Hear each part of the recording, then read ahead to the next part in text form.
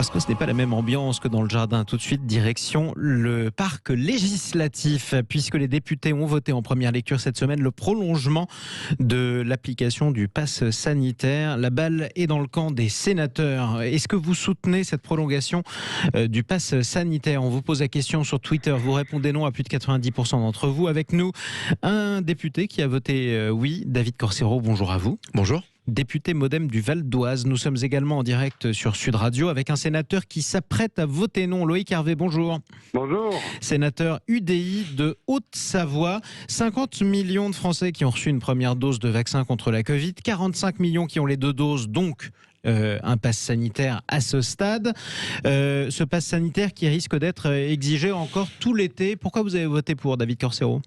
Tout simplement parce que dans la mesure où aujourd'hui on cherche à protéger un maximum de Français et continuer à faire en sorte que les Français gardent une vie à peu près normale comme nous l'avons aujourd'hui, l'idée d'avoir un pass sanitaire qui pourrait éventuellement, en fonction de ce que les sénateurs vont décider, parce que le texte aujourd'hui est au Sénat, le fait de se dire qu'aujourd'hui on est dans une mesure où aujourd'hui, à cet instant, tout va bien. Mais si demain, ça va mal, qu'est-ce qu'on fait? On sait très bien que nous arrêtons de siéger fin février, sauf que février, mars, avril sont des périodes électorales où les Français se retrouvent, il y a beaucoup de meetings, il y a beaucoup d'événements. Et l'idée de se dire que nous sommes obligés de restreindre à ce moment-là, au moment où la démocratie vit le plus, ça pourrait être très compliqué. Donc le texte, il est très simple, il dit si tout va bien, on garde les mesures qui sont là en les allégeant avec le temps. Si ça va moins bien, on donne la possibilité au gouvernement de mettre des mesures que nous connaissons déjà, que nous avons déjà vécues. Rien de une grande surprise. Enfin, si c'est pas un texte qui pourrait se dire il faut tout changer. Moi, je dis un bon exemple. Aujourd'hui, quand vous achetez une voiture avec un airbag.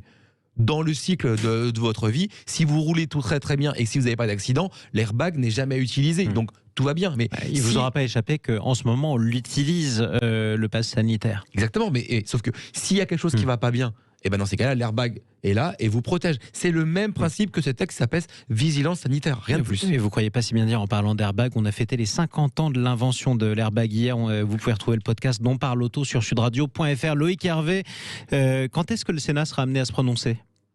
Alors le Sénat va travailler ce texte dans la semaine et le vote devrait avoir lieu entre jeudi et vendredi avec un certain nombre de propositions que nous ferons. Alors moi j'ai une idée très claire sur le pass sanitaire. Je suis opposé depuis le mois de décembre 2020 au concept même, donc je voterai évidemment contre et pour la suppression de cette prolongation. Je pense que le Sénat, notamment la commission des lois, proposera de ramener la date à fin février. Je dis à mon cher collègue député que le Parlement français peut se réunir à tout moment, y compris pendant une période d'élection présidentielle. La démocratie n'est pas entre parenthèses. S'il fallait faire voter l'Assemblée nationale et le Sénat la semaine avant les élections présidentielles parce que nous aurions une catastrophe liée au Covid ou pas, nous pourrions tout à fait nous réunir et voter une loi.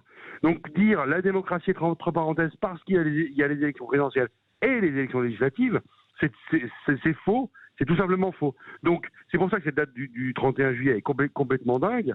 Et d'ailleurs, je serais très curieux et impatient de voir la décision du Conseil constitutionnel parce que prolonger d'autant la possibilité de prolonger le pass sanitaire me paraît, pour le coup, vraiment disproportionné. Alors pour l'instant, on a reçu quand même la communication de Santé publique France qui nous alerte sur le fait que le taux d'incidence au coronavirus remonte en France puisque le seuil d'alerte a été atteint une première fois. Il va falloir qu'on fasse attention, mais c'est vrai en même temps qu'on est en hiver et qu'on s'en sort à ce stade beaucoup mieux qu'il y a un an, jour pour jour. On était confinés, Loïc Hervé. Ça c'est très important, Jean-Marie Bordry, cette question de l'augmentation ou de la baisse du taux d'incidence. 2 exemples empiriques. La vague du variant Delta a commencé à baisser avant la mise en place du pass sanitaire et nous avons une augmentation du nombre de cas alors que le pass sanitaire est en place. Donc, alors qu'en réalité, on a un effet de 15 jours à 3 semaines entre les mesures sanitaires et l'effet sur l'épidémie, on voit bien qu'il y a une décorrélation entre les deux. Donc du coup, à quoi sert on va maintenir le pass sanitaire, mais il est en place aujourd'hui à l'Assemblée. C'est ça. Où on se parle, et vous l'avez rappelé tout à l'heure. Oui, c'est vrai. Alors, à quoi sert justement le pass sanitaire? Est-ce que ça sert à pousser les Français à se vacciner s'ils veulent aller au restaurant, ou est-ce que ça permet aussi de faire reculer à un instant T l'épidémie? On va en débattre avec David Corcero, qui est avec nous, député Modem du Val d'Oise. Loïc Hervé, opposant au pass sanitaire, sénateur UDI de Haute-Savoie. Restez avec nous. On se retrouve dans quelques instants sur Sud Radio. Fin de la semaine, soutenez-vous la prolongation du pass sanitaire jusqu'au 31 juillet si nécessaire. C'est ce qu'ont voté les députés, c'est ce sur quoi s'apprêtent à voter les sénateurs. Vous répondez non pour l'instant sur le Twitter de Sud Radio à plus de 95% d'entre vous. Pour en débattre avec nous, Loïc Hervé qui s'apprête à voter non, c'est un sénateur UDI de Haute-Savoie, et David Corcero qui a voté oui, c'est un député Modem du Val d'Oise. David Corcero, à l'instant, Loïc Hervé nous rappelait que le pass sanitaire n'avait pas fait baisser les contaminations. C'est pas ça, et c'est pas à ça qu'il sert. Le pass sanitaire a permis que les Français se vaccinent plus.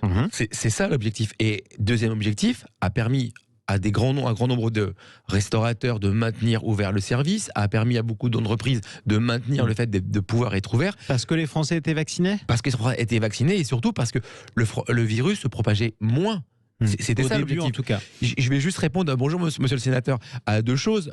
Vous l'avez rappelé, quand il a fallu siéger jour et nuit, le Parlement a su le faire, il n'y a aucun problème, on est tous d'accord avec ça. Et vous l'avez dit, effectivement, on pourrait revenir, mais la vraie question qui se pose, c'est quelle image on va donner aux Français au moment où il va y avoir le plus de grands débats avec tous les candidats présidentiels. C'est ça la vraie difficulté. On ne peut pas dire que les parlementaires et les sénateurs imposent à un moment plus de restrictions. Il faut aussi que, quand il y a le débat démocratique, les candidats à cette élection puissent assumer des choix qui vont être faits, tout simplement. C'est aussi ça. Moi, je suis tout à fait d'accord avec vous sur plein de choses. On peut siéger quand on veut, jusqu'à n'importe quel moment. Il n'y a aucun problème, et on l'a prouvé pendant la crise sanitaire. Mais il y a un moment où il faut aussi que l'ensemble des Français puissent se dire, voilà, en fonction de la crise, on a un parachute, on l'utilise, on l'utilise pas. C'est juste ça.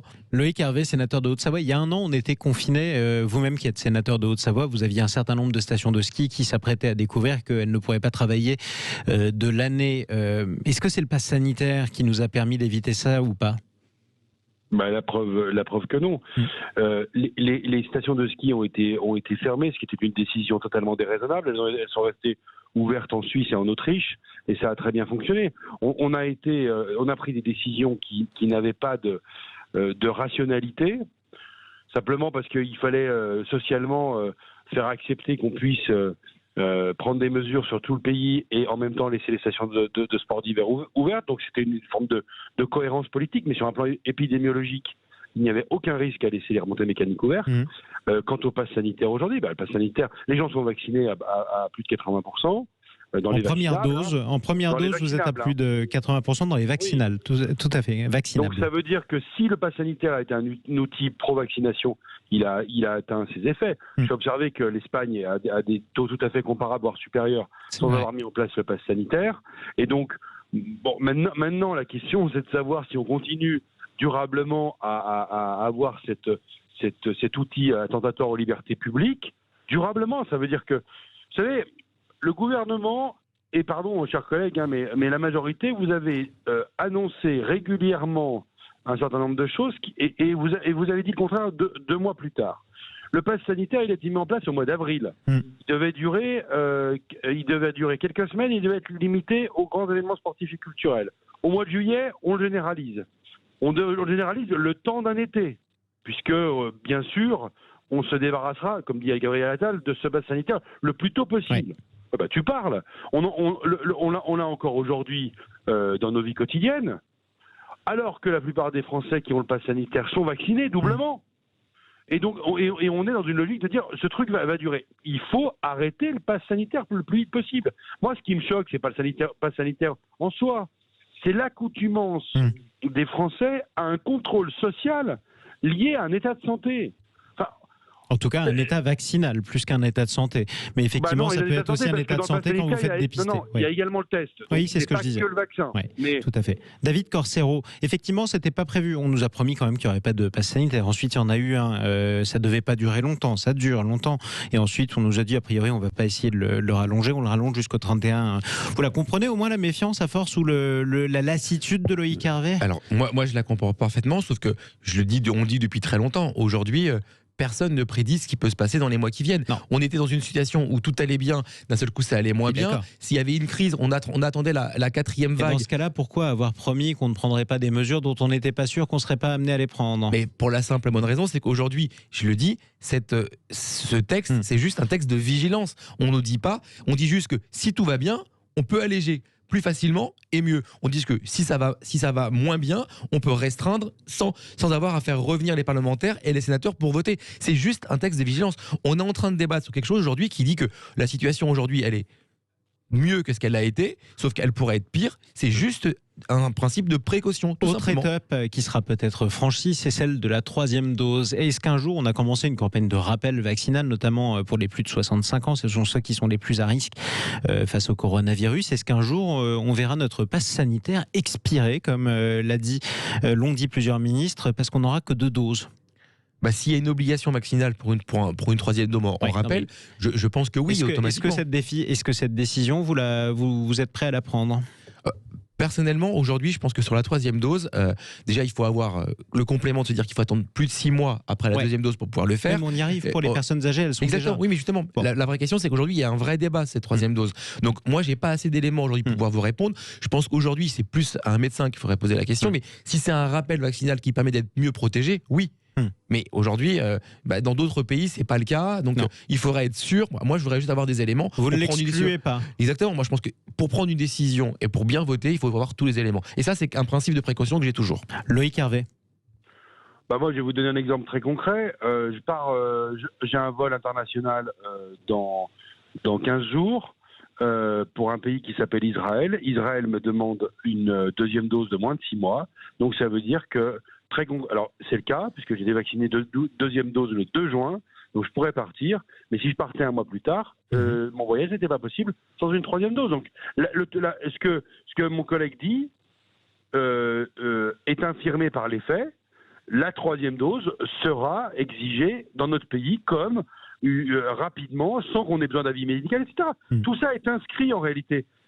Croire qu'en fait, on a des choix, etc. Vous dites tout à l'heure qu'il n'y a pas besoin de faire siéger le Parlement pendant la période électorale, mais le Parlement est là pour contrôler l'action du gouvernement. C'est son rôle constitutionnel. C'est pas une formalité administrative dans une démocratie.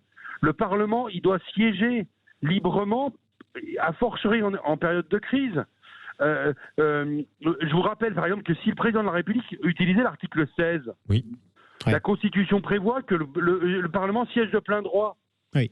Et donc là, moi, je ne sais pas quelle sera la situation sanitaire au mois de mai-juin, comme vous. Mais par contre, je sais que si la situation sanitaire se dégrade, on devra faire siéger le Parlement pour prendre des mesures. Et si on n'anticipe pas ce qui peut se passer de manière sanitaire, n'anticipons pas. Et n'anticipons pas ce qui peut se passer de manière démocratique. Donc, prenons les décisions à l'instant T. En pleine connaissance de cause, et n'anticipons pas, ne mettons pas la démocratie entre parenthèses. Et vivement en tout cas qu'on en sorte de cette fichue épidémie qui n'a que trop duré. Merci à tous les deux d'avoir débattu dans le Grand Matin Week-end sur Sud Radio. Loïc Hervé, sénateur UDI de Haute-Savoie. Bon vol à vous du côté d'Israël dans 2 semaines. Et bon dimanche et bonnes vacances de la Toussaint. Merci à vous également, David Corsero, député Modem du Val d'Oise. Bonnes vacances aussi. Tiens, justement, c'est les vacances pour 2 semaines pour la Toussaint. Dans 10 minutes, on vous emmène dans le Béarn. Vous allez voir que pour les vacances de la Toussaint, ce sont les gîtes de France qui font le plein. Qui va en vacances dans les gîtes et pourquoi dans le Béarn? On sera avec leur directrice juste après le journal Sud Radio. À tout de suite.